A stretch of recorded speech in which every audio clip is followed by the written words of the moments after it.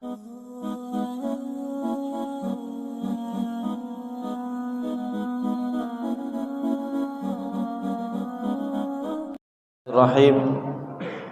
Assalamualaikum warahmatullahi wabarakatuh.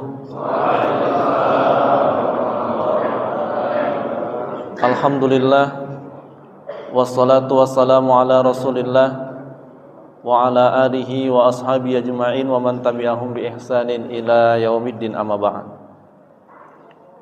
Wa qala ta'ala a'udzu billahi minasy syaithanir rajim. Bismillahirrahmanirrahim. Ya ayyuhalladzina amanu taqullaha haqqa tuqatih wa la tamutunna illa wa antum muslimun. Ya ayyuhan nasu taqu rabbakumul ladzi khalaqakum min nafsin wahidah wa khalaqa minha zawjaha wa batha minhuma rijalan katsiran wa nisaa'a wattaqullaha alladzi tasaaluna bihi wal arham innallaha kana 'alaikum raqiba. Yang sama kita hormati, kita muliakan Ketua FKSMM, yaitu Bapak Muhammad Hendro SPDI, dan juga BKM Al-Hijrah, Ketua BKM Al-Hijrah Bapak Ramli Tanjung SOSI, dan seluruh jamaah, ayah bunda sekalian, orang-orang tua saya, para alim ulama, tuan-tuan guru yang tidak bisa saya sebutkan satu persatu yang dimuliakan Allah Subhanahu wa taala. Tadi sudah diperkenalkan, nama saya Rudi Awan Sitorus. Yang namanya Sitorus Wongjo. Wongjo apa mau bata ini? Ya, saya memang marganya Sitorus, tapi saya tinggal di lingkungan Jawa.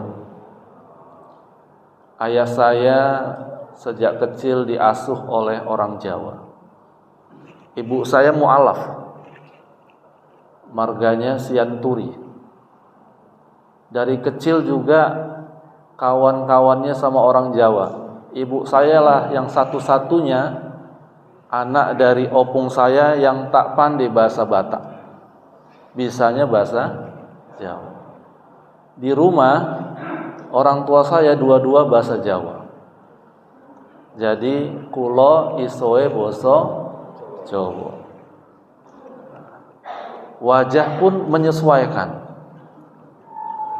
Kata orang wajah saya nggak mirip orang Batak. Wajah saya mirip orang Barat. Batak Rantau. Saya tinggal di Jalan Jangka nomor 58 Seputi Barat, Medan Petisah. Jadi kalau masuk Jalan Jangka ada pajak Jalan Jangka, lewat itu ada rumah bertingkat, rumah mewah, paling mewah di situ. Di bawahnya ada 6 mobil mewah berjejer. Saya sebelahnya. Untuk nandai aja, kalau sudah jumpa rumah mewah bertingkat, di bawahnya berjejer mobil mewah-mewah macam showroom, nah, saya sebelahnya. Ya, sebelah rumah mewah itu rumah saya. Nah, saya kuliah S1, S2, S3-nya itu di bidang akidah dan tasawuf. Jadi akidah dan tasawuf. Makanya bincang-bincang kita, ceramah kita nggak jauh-jauh dari situ. Alhamdulillah, saya sudah menikah dan istri sudah 4. Bu, istri 4. Biasanya kalau saya sebut istri 4 di sana terkejut ibu-ibu. Wah, ini enggak ya? Istri 4 anaknya. Apa yang 4, Bu? Anaknya. Istri cukup? Cukup? Kalau bapak-bapaknya cukup 4, ibu-ibunya 1 katanya. Insya Allah istri cukup 1 kecuali takdir, ya. Bapak Ibu yang rahmati Allah Subhanahu wa taala, Islam itu adalah agama yang paling tinggi. La yu'lah alaihi. Tidak ada yang paling tinggi kecuali Islam. Islam itu adalah agama yang paling benar di sisi Allah Subhanahu wa taala. Inna dina 'indallahil Islam. Agama Islam itu agama yang paling mulia, paling tinggi, paling benar di sisi Allah. Dan Islam itu adalah agama para nabi dan rasul, mulai dari Nabi Adam alaihissalam sampai Nabi Muhammad sallallahu alaihi wasallam. Semua agama itu adalah Islam. Dan nanti di akhirat juga Allah Subhanahu wa taala memanggil orang-orang Islam dengan panggilan yang penuh dengan cinta dan kasih sayang. Tapi kadang-kadang justru keindahan, kemuliaan, kehebatan, kebenaran Islam itu sendiri yang merusak adalah umat Islam itu sendiri. Al-Islam mahjubul lil muslimin. Kehebatan Islam yang menutupi, yang membuat nggak nampak itu justru kebanyakan orang-orang Islam itu sendiri. Maka pada hari ini saya akan bahas tentang bagaimana supaya Islam itu terlihat indah. Ya, bukan hanya di hadapan orang-orang muslim tapi juga di hadapan orang-orang non-muslim. Yang pertama, agar Islam itu kokoh, agar Islam itu indah, agar Islam itu jaya, agar Islam itu kembali bangkit, yang pertama kita harus tanamkan ke dalam hati kita, keluarga kita, saudara-saudara kita, kaum muslimin, salimul akidah. Akidah yang selamat, akidah yang kokoh. Persoalan umat Islam sekarang ini adalah masalah terbesar adalah problemnya adalah akidah. Ya, akidah itu adalah ikatan yang kuat kepada Allah Subhanahu wa taala. Ada tali, hablum minallah, ada hubungan yang erat kepada Allah Subhanahu wa taala. Kedekatan yang luar biasa kepada Allah Subhanahu wa taala. Sehingga orang-orang yang sudah memiliki kedekatan kepada Allah, ikatan kepada Allah, hubungan kepada Allah, maka Allah jamin dua. Innal ladzina qalu rabbuna Allah tsumma istaqamu fala khaufun 'alaihim wala hum yahzanun. Siapa yang istiqomah, hubungannya dekat dengan Allah Subhanahu wa taala, ada ikatan dengan Allah Subhanahu wa taala, fala khaufun 'alaihim wala hum yahzanun. Dia tidak pernah takut menghadapi hidup ini dan tidak pernah sedih menghadapi hidup ini. Takut itu karena masa depan. Jadi ada rasa takut itu muncul karena ada masa depan yang masih dikhawatirkan. Kamu kenapa kok belum nikah? Takut Ustadz nggak bisa membiayai istri. Nah itu. Jadi kalau ada orang yang nggak nikah-nikah udah tua, itu akidahnya bermasalah. Kenapa? Karena yang dipikirkan bagaimana saya ngasih makan anak, bagaimana saya makan istri, mau dikasih makan apa Pak Ustadz? Memangnya Allah Subhanahu wa taala menyebutkan kita yang ngasih makan? Bukan. Nahnu narzuqukum wa iyyakum, kata Allah. Kami yang ngasih rezeki kalian dan juga anak-anak kalian, bukan kamu yang ngasih rezeki. Kalau kau menikah, kami yang ngasih rezeki. Allah bilang nikahlah engkau maka engkau akan kaya. Wa iyakun fuqara yughnillahu min fadlih. Kalau kamu takut miskin gara-gara menikah, nanti setelah menikah aku kayakan kamu. Itu jaminan Allah. Apa yang membuat rasa takut adalah ketika akidah bermasalah. Pak, kenapa kok Bapak sogok pula supaya anak Bapak lulus PNS? Iyalah Ustaz, kalau nggak main sogok macam mana bisa lulus? Rasa khawatir, rasa takut. Penyebab banyaknya orang berbuat maksiat dan berbuat dosa adalah rasa khawatir, rasa takut. Kenapa kamu mencuri? Kalau nggak mencuri, Ustaz, gimana mau makan saya? Rasa takut. Kenapa kamu kok korupsi? Macam mana Ustaz kalau nggak korupsi, kapan kayanya? Ada rasa khawatir. Nah, orang yang memiliki rasa takut ini biasanya adalah orang yang tidak memiliki ikatan dengan Allah. Orang yang memiliki ikatan dengan Allah, hubungan dengan Allah, maka fala khaufun.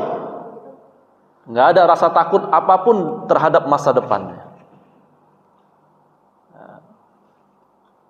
Kenapa? Rezeki sudah dijamin Allah.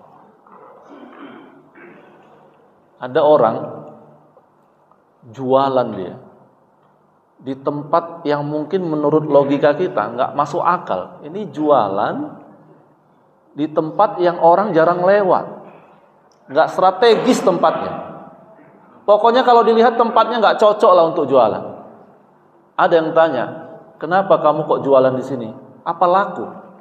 Apa dia bilang? Orang yang datang ke tempat saya ini, kalau itu rezeki saya, pasti Allah akan datangkan.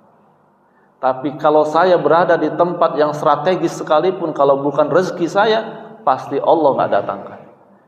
Saya jualan di sini bukan karena saya ingin orang datang segala macam, bukan. Tapi saya jualan di sini untuk ikhtiar saya, bahwa rezeki itu datang melalui usaha dan ikhtiar. Tanpa ikhtiar mungkin Allah Subhanahu wa taala akan tahan rezeki saya. Dengan ikhtiar inilah Allah akan datangkan rezeki saya dari tempat di mana yang Allah mau. Itu ikatan dengan Allah luar biasa. Sehingga orang-orang yang punya ikatan dengan Allah ini, maka mereka tidak ada harapan lain kecuali harapan kepada Allah. Tidak ada sandaran lain kecuali sandaran kepada Allah. Bunda yang di belakang, kenapa kok enak kali sandaran di tembok itu? Hah? Kenapa enak? Pelan-pelan matanya kriep. Kenapa kok enak sandaran di tembok? Di dinding itu? Karena kita yakin dindingnya kuat, betul nggak? Coba kalau begitu sandaran, bunyi dindingnya itu, rek, ada muncul rasa takut, rasa khawatir. Takut apa? Takut begitu disandari roboh. Kenapa manusia memiliki rasa takut, khawatir, cemas, stres? Karena salah sandaran. Yang disandari adalah pangkat, yang disandari adalah jabatan, yang disandari adalah harta kekayaan, yang disandari adalah keluarganya. Begitu sandaran-sandarannya itu hilang, maka dia goyang. Dia sudah menikah 15 tahun, belum dapat anak. Kemudian ada yang bilang, kalau kamu mau dapat anak, itu ada berobat di sana. Udah banyak yang berhasil. Berapa bayarnya? 1 miliar. Dia jual sawahnya, dia jual rumahnya, dia jual untuk mendapatkan seorang anak. Dia bayar 1 miliar. Dijamin anaknya lahir. Lahirlah sang anak. 1 miliar. Anak mahal. Nggak boleh lecet. Nggak boleh diganggu orang. Kenapa? Anak mahal. Sakit sedikit aja langsung masuk ke rumah sakit yang paling mahal. Kebetulan dia orang kaya raya. Begitu lagi lucu-lucunya, lagi senang-senangnya bermain, dicabut Allah nyawanya, meninggal dunia. Gimana kira-kira? Hah? Goyang nggak? Goyang. Kenapa? Karena dia begitu berharap, begitu bersandar dengan anak yang dia tunggu selama 15 tahun. Begitu anak itu lahir, harganya 1 miliar, harapannya penuh, Allah ambil. Undangan sudah disebar, pesta sudah disiapkan, teratak sudah dipasang, tamu-tamu sudah datang semuanya, tuan kadi sudah datang, mempelai wanita sudah ada di tempat. Satu yang belum datang. Siapa, Bu? Mempelai laki-laki. Masuk SMS, mohon maaf, pernikahan kita batal. Nampaknya aku lebih cocok sama tetanggaku. Kira-kira gimana? Goyang. Pengantinnya stres, bisa gantung diri. Kenapa? Harapan dia, sandaran dia adalah menikah. Dan dia sudah berharap betul menikah sama laki-laki itu. Tapi begitu itu gagal. Jadi rasa khawatir, rasa takut itu muncul kalau kita memiliki gantungan, sandaran, harapan selain Allah Subhanahu wa taala. Makanya Allah ancam dalam Al-Quran, Qul in kana aba'ukum wa abna'ukum wa nisa'ukum wa azwajukum wa ashiratukum wa amwal iftaraftumuha wa tijaratun taksawna kasadaha ahabba ilaikum minallahi wa rasulih wa jihadin fisabilih fatarabbasu hatta ya'tiallahu bi'amri. Katakan jikalau ayah-ayah kalian, anak-anak kalian, saudara-saudara kalian, harta yang kalian usahakan dengan tangan-tangan kalian, perdagangan-perdagangan yang kalian takuti kerugiannya, bisnis-bisnis kalian, rumah-rumah yang begitu indah yang kalian tempati, lebih kalian cintai daripada Allah dan Rasulnya, fatarabbasu, kata Allah, tunggulah azab, tunggulah bencana, tunggulah musibah akan datang kepada kalian. Jadi kecintaan kita kepada dunia ini justru akan mendatangkan musibah, yang musibah itu sesuai dengan apa yang kita cintai. Ya. Maryam mencintai keperawanannya. Sehingga apa? Sehingga di antara lingkungannya itu jarang ada yang perawan, karena pada waktu itu sedang fitnah pergaulan bebas. Maryam mengurung dirinya di mihrab untuk menjaga keperawanannya. Justru Allah uji dari apa yang dia cintai. Tiba-tiba dia hamil. Orang sekitarnya, kampungnya mengatakan Maryam berzina, sok suci. Selama ini dia dikenal orang yang menjaga kesuciannya. Ternyata rupanya dia sudah hamil, belum ada suaminya. Jangan pula di sini nanti ada yang hamil duluan, oh Maryam. Ya. Kalau itu betul-betul itu. Ini dia karena cinta kepada kesuciannya, Allah uji lewat kesuciannya, dituduh berzina. Apa yang menyebabkan dia kemudian diselamatkan oleh Allah Subhanahu wa taala ketika dia mengakui bahwa dia adalah orang yang salah. Dia orang yang terlalu cinta kepada dirinya. Maka Allah Subhanahu wa taala kemudian berikan kemukjizatan, bayi yang baru dilahirkan berbicara dan kemudian mengatakan bahwa ibuku bukanlah pezina. Yang kemudian dia mengklarifikasi kepada masyarakat yang ada di sekitar. Bayangkan bayi baru lahir bisa ngomong, masyarakat kemudian akhirnya mengakui bahwa dia bukanlah anak hasil zina. Dan itu cuma ada di kisah Maryam. Jangan pula nanti di sini ada orang lahir nggak ada bapaknya, inilah Ustadz Maryam di zaman sekarang. Nah, itu kalau dicari ada bapaknya itu. Nabi Ibrahim alaihissalam terlalu mencintai anaknya yang sudah lama dia tunggu-tunggu. Dia sudah lama nggak dapat anak. Akhirnya kemudian lahirlah anak itu, namanya Ismail. Cintanya luar biasa kepada Ismail, sayangnya luar biasa kepada Ismail. Maka Allah uji agar Nabi Ibrahim tidak terlalu mencintai, tidak terlalu bersandar, tidak terlalu berharap kepada anaknya dengan cara sembelihlah Ismail. Apa yang disembelih? Yang disembelih adalah harapan, gantungan cinta kepada Ismail agar cintanya hanya kepada Allah saja.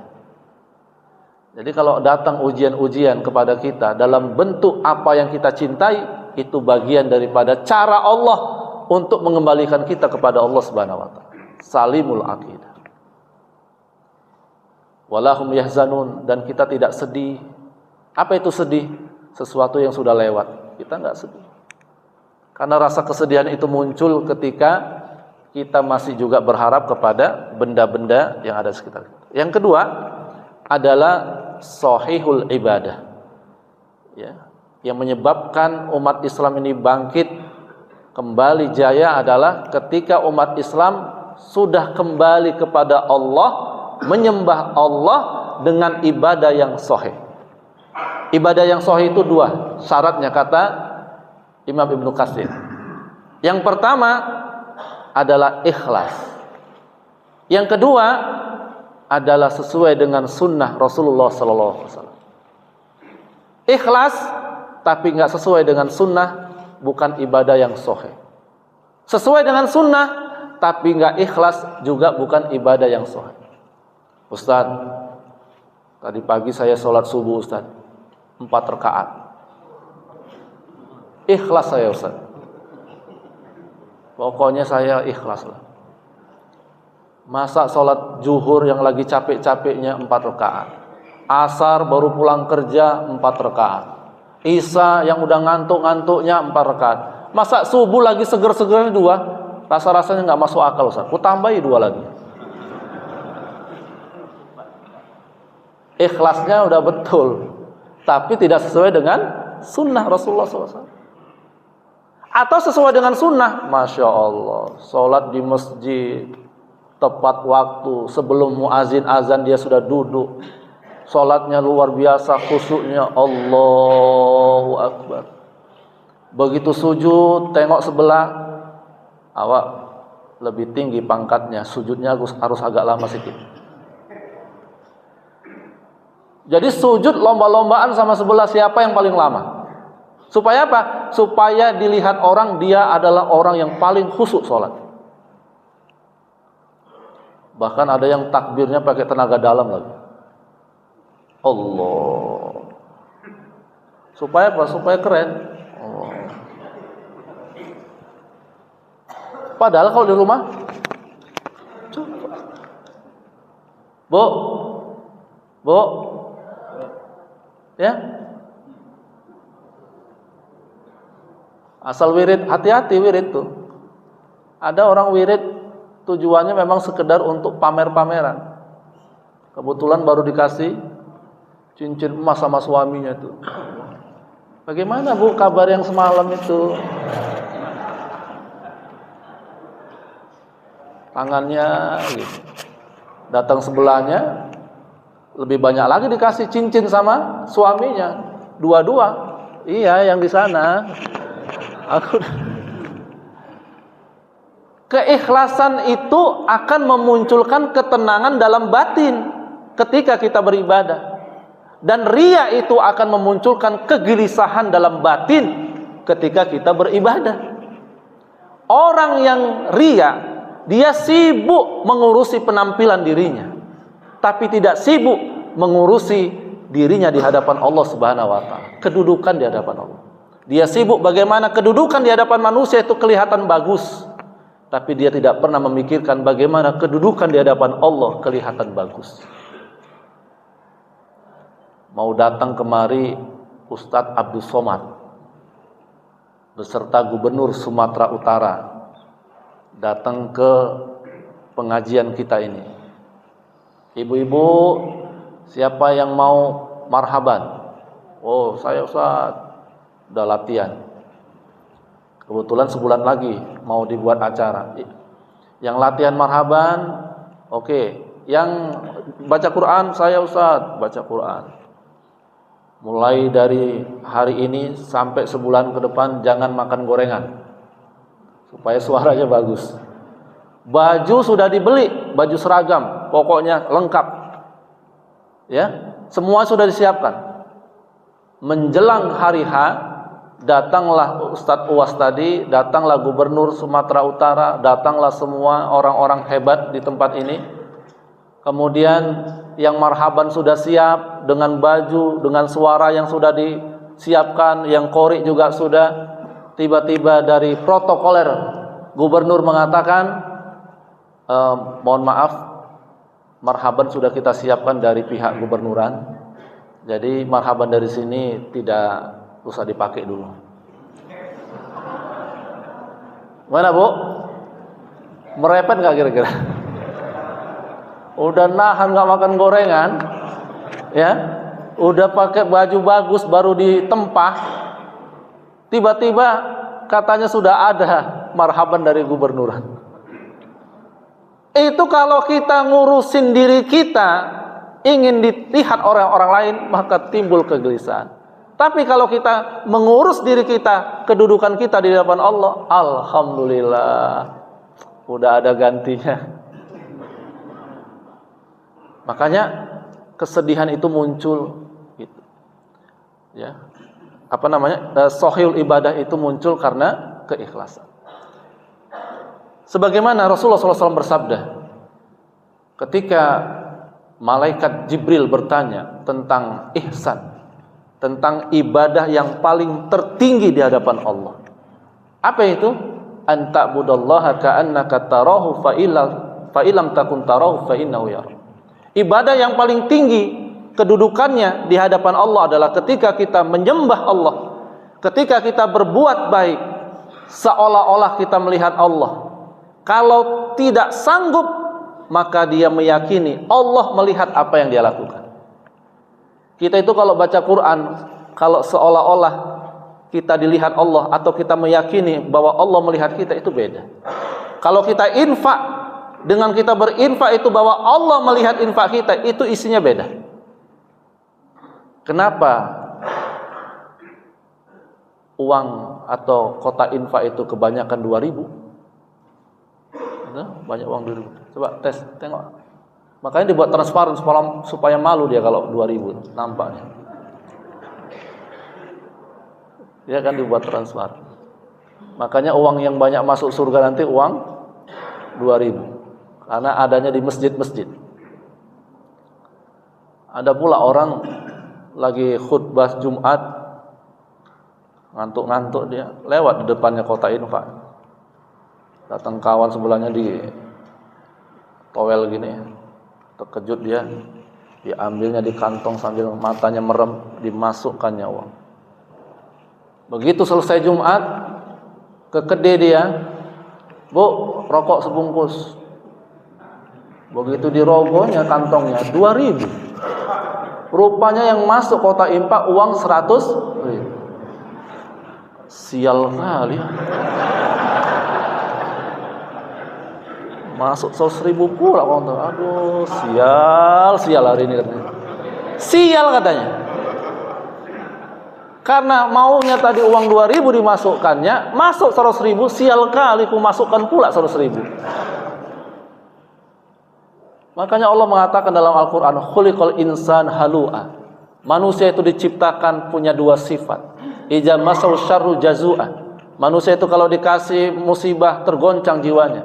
Wa idza masalu khair manu'a. Kalau dikasih harta benda, dikasih rezeki, manusia itu pelitnya luar biasa. Apa yang membuat kita pelit? Apa yang membuat kita memasukkan uang-uang sisa ke dalam kotak infak? Adalah ketika kita melakukannya tidak dilihat oleh Allah Subhanahu wa taala. Tidak merasakan dilihat oleh Allah. Coba bayangkan kalau Bapak Ibu masukkan 2.000, mertua nengok gitu. 2.000 kok masukkan? Malu kita. Kita ditengok mertua kita aja malu infak 2.000. Ini Allah yang melihat kita, yang bisa mengetahui apa yang tersembunyi. Lima fis sudur. Allah tahu apa yang tersembunyi, apa yang ada di dalam jiwa kita, dalam hati kita, relung hati kita paling dalam. Apa enggak malu kita masukkan uang ke kotak infak 2.000? Bu, nampaknya sudah mulai ngantuk kita. Yang terakhir sebagai penutup adalah salimul akidah, sahihul ibadah, matinul khuluq, akhlak yang mulia. Ini sangat penting sekali. Puncak daripada akidah, puncak dari ibadah yang kita lakukan selama ini, hasilnya adalah akhlak. Makanya tidak ada timbangan yang paling berat nanti ketika di padang mahsyar, ketika di mizan, ketika di waktu manusia akan ditimbang amalan baik buruknya. Timbangan yang paling berat adalah akhlak. Ada orang ibadah sudah ribuan tahun, ibadah luar biasa kepada Allah Subhanahu wa taala. Dibanding dengan satu akhlaknya kepada manusia, maka ibadah yang ribuan tahun akan dikalahkan dengan ibadah dengan akhlak kepada manusia. Kata Rasulullah SAW, Rasulullah bersabda, kalau kalian keluar rumah memenuhi hajat saudara kalian, kebutuhan saudara kalian, lebih aku sukai daripada iktikaf di masjidku ini selama 1 bulan. Padahal iktikaf di masjid Rasulullah itu luar biasa pahalanya. Tapi lebih tinggi pahalanya orang keluar rumah memenuhi hajat saudaranya, membantu saudaranya daripada iktikaf di masjid Rasulullah SAW selama 1 bulan. Makanya nanti yang dekat dengan Rasulullah SAW di surga adalah mereka yang paling mulia akhlak. Rasulullah SAW bersabda, sebaik-baik kalian wahai suami adalah yang paling baik dengan istrinya. Aku adalah orang yang paling baik pada istri-istriku. Makanya kalau mau lihat bapak-bapak yang paling bagus di sisi Allah, yang paling baik agamanya, gampang. Bagaimana sikapnya sama istrinya. Kalau dia lemah lembut sama istrinya, sayang sama istrinya, perhatian sama istrinya, tanggung jawab sama istrinya, dia adalah laki-laki terbaik menurut Rasulullah SAW.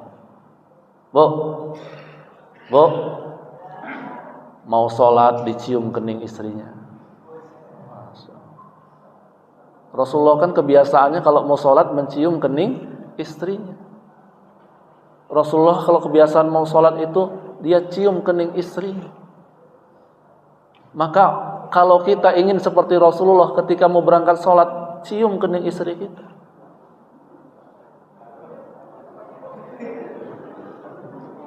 Ustaz, ngapain dicium udah bau tanah? Makin tua makin mesra. Makin tua makin mesra. Coba Rasulullah ketika sahabat melakukan survei di rumah istri-istri Rasulullah, sahabat ingin tahu bagaimana sih sikap istri-istri Rasulullah terhadap Rasulullah. Survei. Pertanyaannya satu, sama semua pertanyaan. Bagaimana menurut ibunda Rasulullah SAW selama di rumah, akhlaknya bagaimana? Jawabannya semua sama. Apa jawabannya? Semua kebersamaanku bersama Rasulullah mengagumkan. Semua kebersamaanku bersama Rasulullah bersama suamiku mengagumkan. Pak, kira-kira kalau disuruh istri kita, bagaimana selama engkau bersama suamimu? Alah, jijik kali aku nengok mukanya. Nyesal aku nikah sama dia. Bisa nggak keluar dari mulut istri kita? Semua kebersamaan bersama suamiku mengagumkan. Bisa nggak keluar itu? Karena akhlak yang mulia itu adalah sesuatu yang bisa membuat Allah Subhanahu wa taala kagum, para malaikat kagum. Saking kagumnya Allah, saking kagumnya malaikat sampai Allah kirim salam kepada orang yang berakhlak mulia. Suatu saat datang tamu dari Rasulullah SAW. Tamu ini kelaparan. Rasulullah SAW ngecek di rumahnya, wahai istriku ada makanan? Enggak ada ya Rasulullah, malam ini enggak ada makanan. Diumumkan di hadapan sahabat, wahai sahabatku, siapa yang hari ini mau menjamu tamuku? Maka para sahabat pada waktu itu rebutan tunjuk tangan. Tapi Rasul milih siapa yang duluan tunjuk tangan. Saya ya Rasulullah. Baik, sekarang kamu yang jamu. Ini sahabat yang tunjuk tangan ini rupanya sahabat yang paling miskin. Kenapa dia tunjuk tangan? Dia kepingin menjamu tamunya Rasulullah. Begitu dibawa ke rumah, dia tanya sama istrinya, wahai istriku, ada makanan hari ini? Enggak ada bang, kecuali bubur anak kita. Udah, sekarang kau tidurkan anak kita, ya, kemudian biarkan dia tidur, nggak usah kasih makan. Buburnya kita kasih sama tamu kita. Ditidurkannya anaknya, nangis-nangis, akhirnya tidur anaknya itu.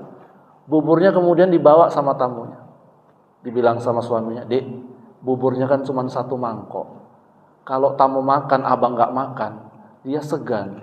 Nanti waktu kau kasih dia makanan, bubur ini, nanti ketika giliran kau kasih aku mangkok kosong, kau matikan lampu. Supaya tamu kita nggak segan, nanti aku pura-pura makan di depan dia. Udah dikasih bubur sama tamu tadi ini, kemudian begitu istrinya bawa mangkok yang kedua, lampunya dimatikan. Suaminya, tamunya heran, loh kok mati lampu? Iya, ini kurang minyak. Begitu sudah makan si tamunya, si yang punya rumah pura-pura ngunyah. Gimana? Enak? Wah, enak luar biasa. Nggak nampak bahwa isinya nggak ada. Selesai, kemudian tamunya diantar pulang. Kamu sudah kenyang? Alhamdulillah sudah kenyang, terima kasih. Besoknya sholat subuh, si sahabat ini dijumpai oleh Rasulullah SAW.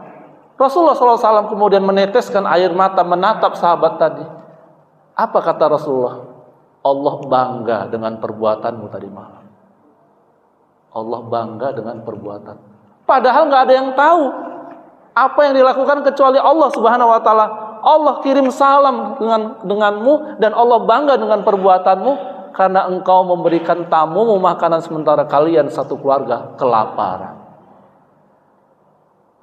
Kira-kira bisa nggak ini ada dalam hidup kita? Kita kan kalau bisa kita kenyang, tetangga kelaparan bolos itu. Yang penting aku kenyang. Tetanggaku nggak apa pun. Akhlak yang mulia itu, Masya Allah, itu akan muncul dari akidah yang kokoh, ibadah yang baik, ibadah yang ikhlas. Maka hadiahnya adalah akhlak yang mulia. Mudah-mudahan Allah Subhanahu Wa Taala memberikan 3 hal ini kepada kita semua. Amin ya Rabbal Alamin. Sehingga Allah Subhanahu Wa Taala bangkitkan Islam, sehingga Allah Subhanahu Wa Taala berikan cahaya dalam Islam, khususnya di daerah kita ini. Saya tutup dengan sebuah cerita saya. Saya punya tetangga non muslim, ya. Dia memelihara anjing. Saking palaknya masyarakat situ, anjingnya diracun, mati itu anjing. Kebetulan saya baru pindah, tetangga saya non muslim ini anjingnya tetap dibiarkan berkeliaran. Dibilang, Ustadz nanti anjing-anjing itu datang ke halaman Ustadz. Bilang aja Ustadz, kurung anjingnya. Tapi saya tidak menyuruh si opung itu mengurung anjingnya. Saya biarkan dia, anjingnya berkeliaran. Apa yang saya lakukan? Kalau anaknya sakit, saya antar ke rumah sakit. Kalau saya pulang ceramah, saya bawakan makanan, saya kasih ke rumahnya. Kalau saya idul kurban, ada hewan kurban, saya kasih hewan kurban sama beliau. Setiap hari saya berbuat baik pada beliau, tersenyum pada beliau. Beliau lagi nyapu, saya sapa, Pung, permisi Pung, oh iya Pak Ustadz. Lama-lama anjingnya dikurung dia sendiri. Tahu nggak kenapa dikurungnya? Karena dia segan sama kita. Setelah itu dia bilang, Pak Ustadz, ini ada rambutan saya, ada mangga saya, ada tebu saya Ustadz. Kalau mau Ustadz, ambil aja Ustadz. Selama ini dikenal orang yang paling pelit. Tapi begitu dengan kita, suruh ambil semuanya. Ketika saya pindah rumah, saya bilang, Pung, saya mau pindah. Dia nangisnya luar biasa, sedih. Apa dia bilang? Ini ungkapan yang akhirnya membuat hati saya itu tersentuh. Ustadz, berapa kali saya punya tetangga orang Islam, nggak ada yang baik Ustadz. Rupanya ada juga orang Islam yang baik Ustadz. Orang Islam yang mau menghargai saya Ustadz. Orang Islam yang mau peduli saya. Saya kira semua umat Islam jahat Ustadz. Nah ini kalimatnya. Saya bilang, Pung, justru dalam Islam kita disuruh berbuat baik. Bukan hanya kepada manusia, bahkan kepada hewan pun kita disuruh berbuat baik. Umat Islam nggak boleh buang air kecil di lubang-lubang karena di dalamnya ada semut, Pung. Apalagi sama manusia, Pung. Jadi kalimat itu membuat saya terhenyu, ternyata gambaran umat Islam di hadapan si opung tadi itu adalah jahat. Kenapa? Anjingnya diracun, dia dimarah-marahi, diomeli, suruh ngurung anjingnya.